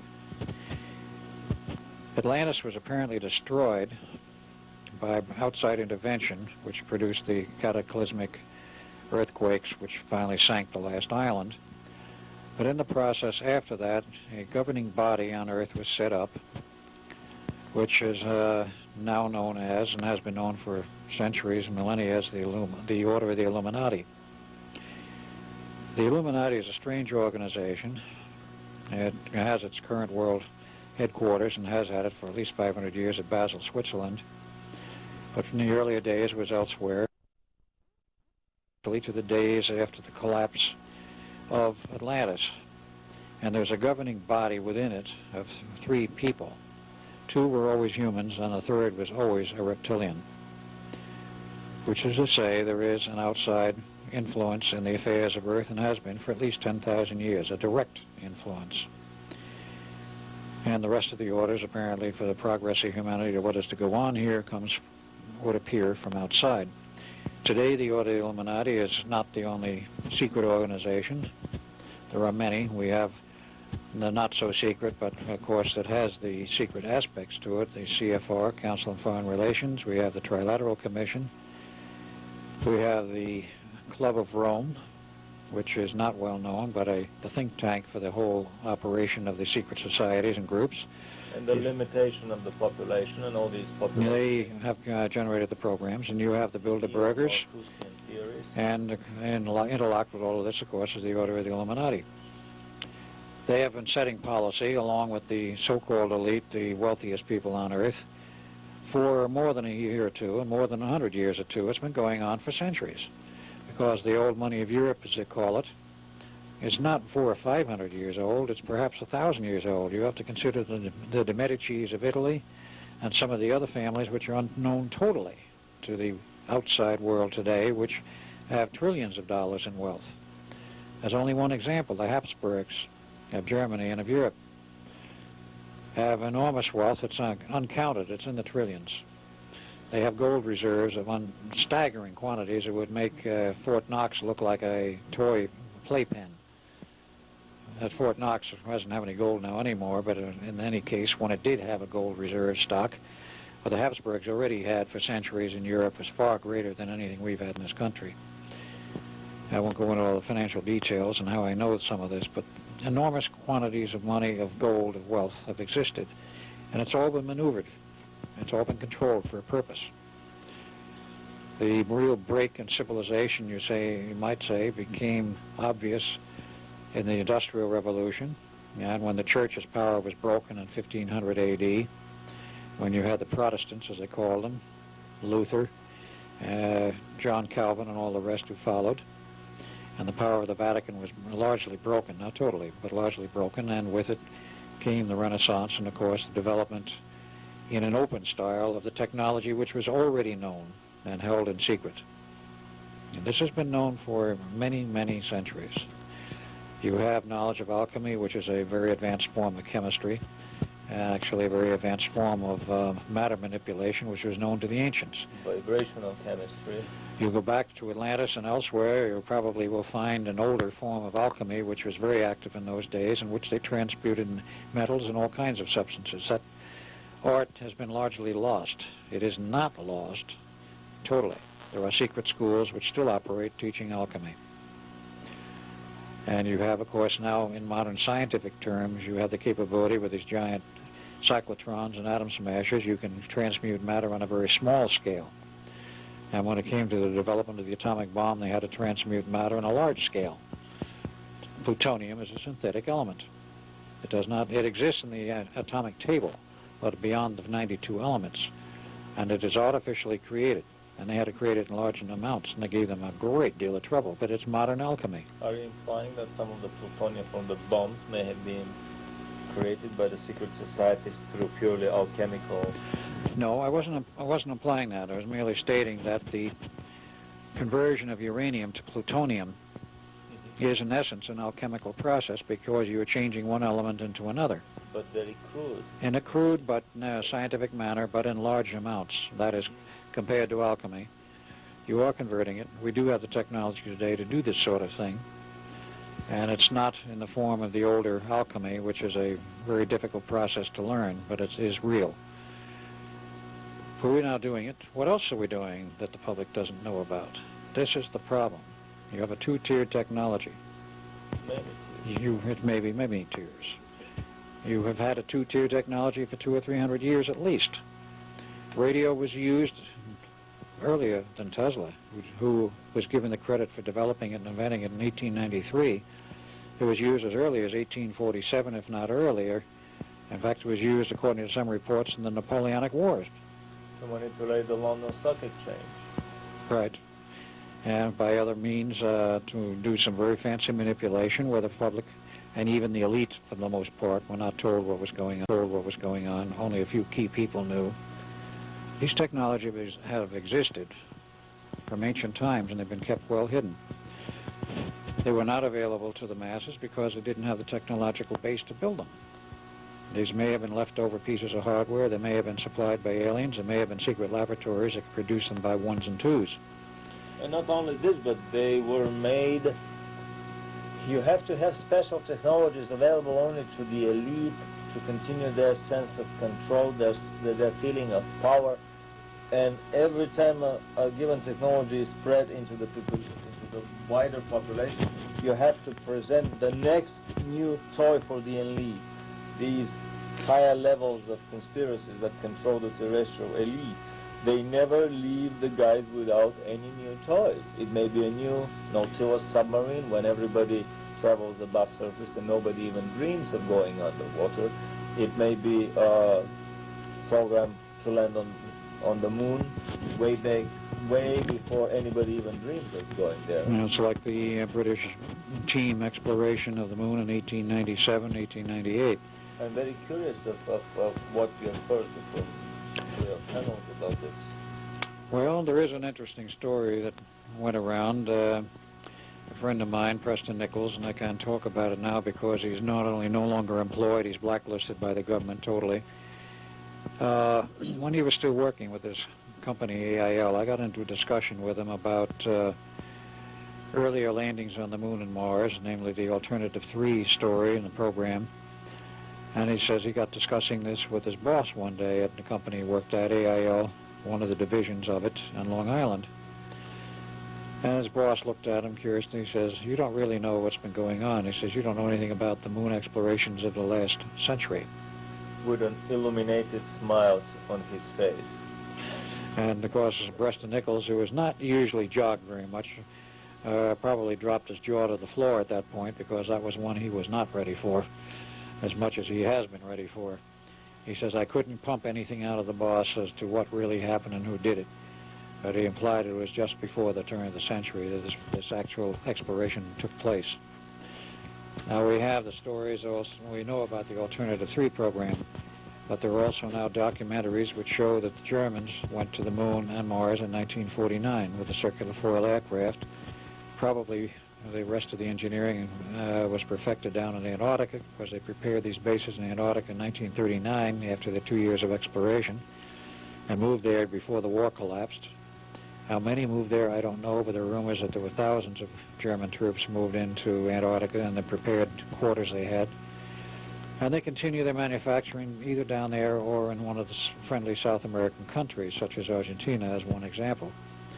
But they finished the development. They made the circular foil aircrafts, Pictures show them as quite large. Building in, if you can believe this, in 1943 aircraft, circular foil designs which were 75 meters in diameter and carried naval guns under the turrets underneath them. If not naval guns, Panzer-mounted guns direct from their tanks. And these are photographs which are clear enough to show that no extraterrestrial vehicle is going to carry naval guns or tank guns of a very normal and recognizable terrestrial design.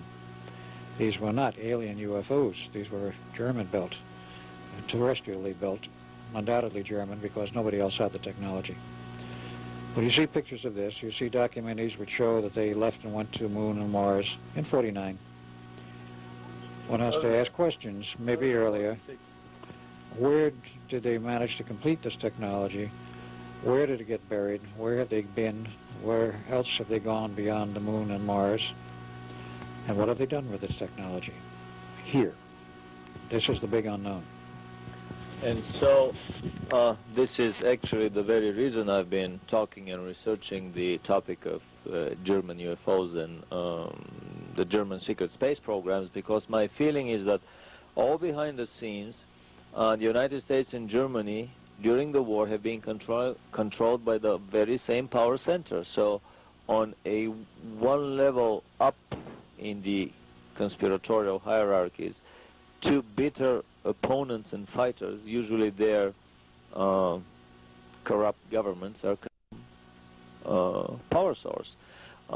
During the Cold War, the United States and the Soviet Union took part in a vast secret space program for exploration of the solar system and beyond, with flying saucers of basically the reality that we see on Star Trek. So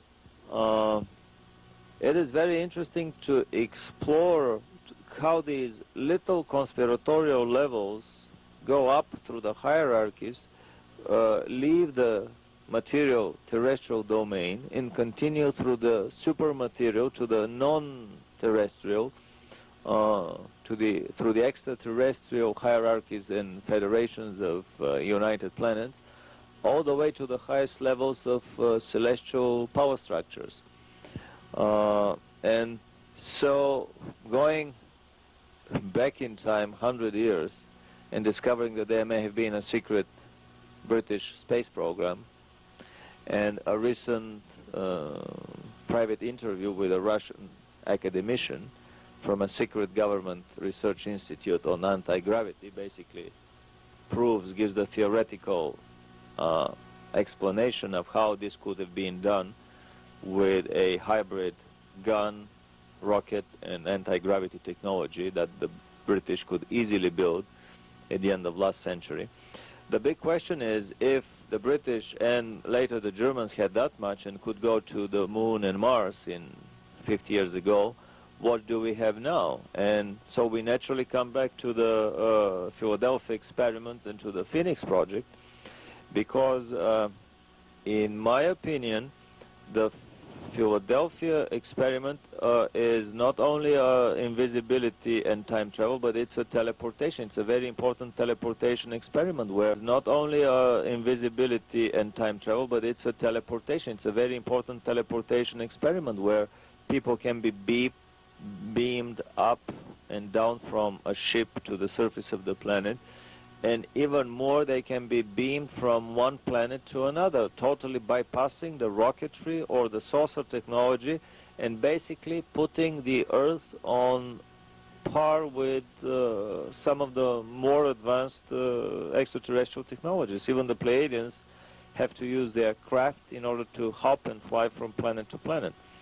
And obviously, some of these technologies were used exactly for that, for teleportation between different planets, and even for creation of these time tunnels or wormholes, wormhole tentacles that can be attached to another planet in our solar system or in a different solar system in our galaxy, basically to any point in our galaxy or to planets in other galaxies. It becomes an interesting celestial wormhole subway system that can transfer people and objects and material to any point in the universe, and this was the most astonishing finding for me after our lengthy talks here with Al. So I would be very glad if you can comment a little bit, and that would be actually the preparation for our next stay, because I see that we have just 6 minutes more left. So if you can give a little summary on these aspects of the Phoenix project. All right, the Philadelphia experiment was really the granddaddy experiment that set the stage for everything that came after it, including the Phoenix project. But the peculiar part, of course, was that the Philadelphia experiment would not have created the disaster and also laid the groundwork for what came later if it had not been for the Phoenix project. It's a time loop problem. Which came first, the chicken or the egg? In terms of ordinary time, the Philadelphia experiment. Then came later the Phoenix project. What the Phoenix project in its final phases really accomplished was the creation of a transportation system in both space and time, which is capable of going anywhere in our galaxy. Set a person, an object down, or pick a person or an object up and bring it back to the station, which was the primary one at Montauk. Without a second station. Without a second station. To be on that planet. No receiver. One station transportation system. Right. There was no receiver at the other end. None was required. All of the operation was done from the Montauk end. The technology for this was beyond terrestrial. It was alien technology, and there was a large contingent of aliens involved with the Phoenix project in developing the last phase of this, the wormholes in space and time aspect. If any of you are familiar with Dr. Carl Sagan and his books and his commentaries on black holes and space, he talked about the possibility, maybe even the feasibility someday, excuse me, of creating wormholes in space and time for travel through the universe without having to go through all of the encumbrance of large ships and long, tiring voyages. We did it at Montauk. It was done in the period from 1977 until it crashed in '83. The project, by the way, has been replaced. It did crash on 12 August '83 because of various reasons, of sabotage being the primary one. But the project was moved to Germany, West Germany. There's an ongoing leg of it there. Additional stations, later ones, P8 and P9 is what they call them. When I say P8 and P9, P1 was the first phase of Philadelphia, which was mind control. P2 was the invisibility prospect. P3 was the program for the wormholes in space and time. There were other interim programs where they made some of this equipment portable. P7 is now on helicopters. It takes 3 large helicopters to do a mind control number over a whole city. And then you have P8 and P9, which is the newer fixed location Phoenix projects. I only have an idea where some of them are located. I do not know if they're operational. I think it's safe to assume they probably are. At least one of those 4 that I know of is at Lake Michaud, Louisiana area, and that, of course, is a huge NASA base. Where 2 more in the U.S. and 1 in Canada from my data. Whether any have been built beyond, I don't know. The Phoenix proved that you can transport a person or an object through space. Let us say if you're going to go from one end of this galaxy, far out on one of the spiral arms near the you were dealing with a distance of what is classed as 120,000 light years. Yet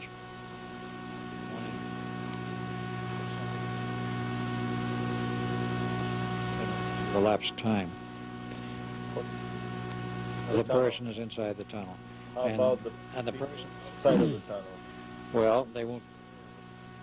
Actually, the tunnel goes through and functions as a link to whatever point you connect to, and is therefore, the time link is, for all practical purposes, essentially 0. It's not absolute 0.